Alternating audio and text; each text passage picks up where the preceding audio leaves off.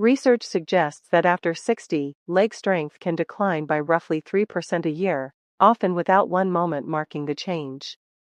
That number can feel heavy, but here's the hopeful part. A small daily habit tied to something as ordinary as breakfast may help support this exact part of the body, and it's not something most people ever connect to their legs. This one's for anyone past 60 whose legs don't quite respond the way they used to, whether that's getting up off the floor, carrying something up a step, or standing a little longer than before. If you've ever paused halfway up a staircase thinking, that felt harder than it should have, this is for you. Picture an ordinary morning. You swing your legs out of bed, and for a second or two, everything feels stiffer before it loosens up. Nobody talks about that pause out loud, but it's common, and it's often the body quietly signaling the legs are working harder than before. The harder truth is this tends to creep in faster than most people expect once they cross 60, even in people who otherwise feel healthy, and that gap between how strong someone feels and how strong their legs actually are is exactly where small daily habits start to matter. The habit is simple, and it starts with something you've probably walked past in a grocery store 100 times without a second look: an oat bar. Not a sugar-loaded snack dressed up as health food, just a simple, oat-based one, the kind with a short ingredient list. It's easy to overlook precisely because it looks so unremarkable sitting there on the shelf. The interesting part isn't really the oats themselves. It's what a small combination inside them seems to do for the body overnight and into the next morning, quietly, in the background, long before you ever feel it in your legs.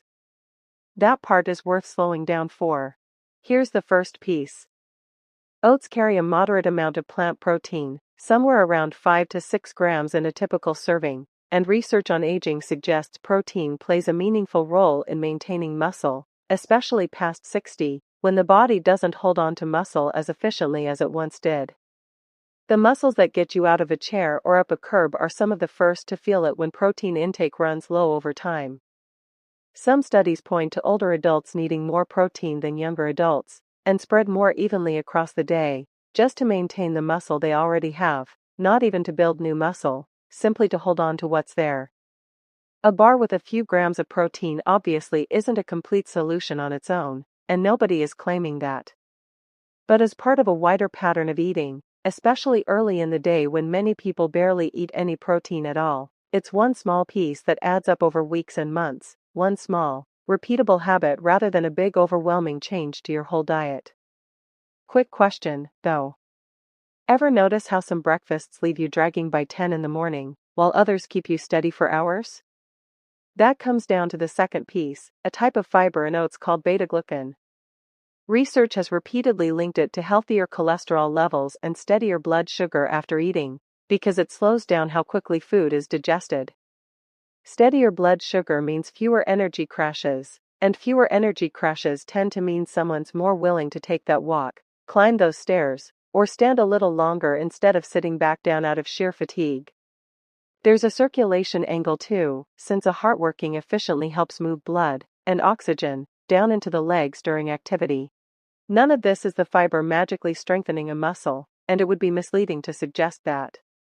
It's simply about giving the body a more even, reliable supply of energy so it can actually use whatever strength it already has, instead of running low before lunch. That steadier fullness can also support a healthy weight over time, meaning less extra load on the knees and hips every time you stand up. Then there are the minerals most people never think about. Oats carry a solid amount of magnesium and manganese, along with smaller amounts of zinc and B vitamins, and research connects these to normal muscle and nerve function, and to how the body converts food into usable energy. Magnesium in particular plays a role in how muscles contract and relax properly, which is a fairly basic requirement for something as ordinary as climbing a curb. These are quiet nutrients. Nobody notices them until they're missing. That's often exactly how it goes with the legs too. Nobody notices the slow decline until a set of stairs suddenly feels different, until standing up from a low chair takes a small push instead of happening automatically. By the time it's noticeable, it's usually been building for a while. This is actually the part teased earlier, the thing that connects back to why this seems to work as well as it does. It isn't one single nutrient doing all the work, and it was never going to be that simple. It's the combination: steady protein, slow-release fiber, and a handful of key minerals, all arriving together in one small, easy bar, at a time of day when most people aren't thinking carefully about nutrition at all. It's less a single ingredient doing something dramatic, and more like several small, unremarkable things quietly showing up on time, morning after morning, week after week. Breakfast is often rushed, skipped, or replaced with something sugary that spikes energy and drops it just as fast. That gap, that rushed, distracted part of the morning, is precisely where this small habit tends to fill in something that was missing anyway. And if your honest reaction is, "This sounds fine, but I don't have time to think about nutrition every morning," that's a completely fair objection, and it's actually the whole reason this habit works for so many people who've tried and failed at bigger changes before. There's no cooking, no measuring, no planning the night before. You grab it on your way out the door, or keep one next to the kettle for the mornings that feel rushed. It also doesn't need to be expensive or fancy.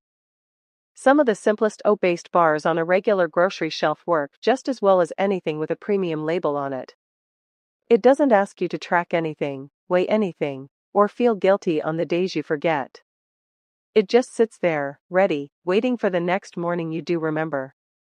Consistency tends to matter more than perfection here, more than any single perfect meal ever could, and a habit that takes zero effort to repeat is one people actually keep going for months instead of abandoning after a week. Here's the twist that tends to surprise people the most, though. Sitting completely still, an oat bar isn't doing much for your legs at all, and it would be dishonest to pretend otherwise. This is the part that gets left out of most videos on this topic, because a food alone is a simpler story to tell than a food plus a habit, but simple stories aren't always the honest ones.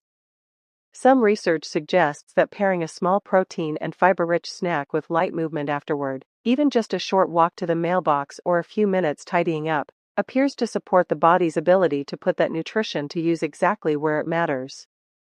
In other words, the bar sets the stage, but the legs still have to be the ones to walk through the door.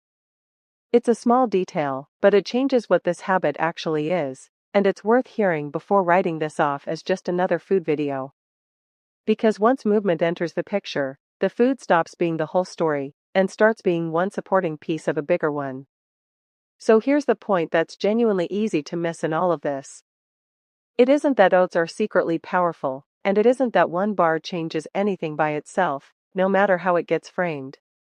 Remember that number from the beginning, the idea that strength can quietly slip by a few % a year? Nobody reverses that with a single bar, and nobody is claiming otherwise here. But research suggests plenty of people meaningfully slow that decline down with exactly this kind of unglamorous, repeated effort: protein and fiber at breakfast, movement soon after, down on ordinary days, not just the good ones. What gets missed is timing and pairing, eating something that supports muscle earlier in the day, close to when you're naturally moving anyway, instead of treating nutrition and movement like two separate, unrelated parts of the day that happen to exist side by side. Someone who eats an oat bar and then sits in a chair for the rest of the morning isn't doing the same thing as someone who eats one and then takes a short walk before sitting down. The food is identical. The outcome, over a year, likely isn't. That small shift, eating with your legs in mind and then actually using them not long after, is the piece that tends to compound quietly over months, not days, long after any single video about it is forgotten. Nobody notices one morning's difference. People do eventually notice a year's worth of mornings, in how stairs feel, in how a curb feels, in ordinary moments most videos never bother mentioning because they're not exciting enough to film. If any part of this resonated, a subscribe genuinely helps this channel keep making videos like it, and it costs nothing but a tap, so it's always appreciated more than it might seem. A quick like helps more people asking the same quiet questions actually find this video, if that's something you're willing to do before moving on. I'd also love to know, in the comments, what's one thing that already feels harder in your legs than it did 5 or 10 years ago: stairs, standing up from the floor, a long walk, whatever it happens to be for you. Typing it out sometimes makes it easier to actually do something about it, so don't feel like you need the perfect answer, just an honest one. There's no wrong answer, and plenty of people watching are dealing with the exact same thing quietly. It's a small comment section, but it tends to add up into something more useful than it looks, a running list of exactly what real people your age are actually noticing. And if you're curious which simple movements pair best with a habit like this one, that's exactly what the next video walks through, so it might be worth sticking around for. So, to bring this back to where we started, nobody's legs decline overnight, and nobody rebuilds strength overnight either. To sum it up simply, no single food is going to rebuild strength on its own, and nothing here was ever meant to sound like it could. But a small, steady habit like an oat bar, paired with a little daily movement, may help support the legs you're relying on for the next 20 or 30 years. Whatever your legs have been asking for lately, it probably didn't show up overnight, and it doesn't need to be fixed overnight either, just tomorrow morning, and the one after that. Thanks for spending a few minutes of your morning on this today. That alone already counts for something, more than most people give themselves credit for. Small and steady tends to beat big and occasional, every single time.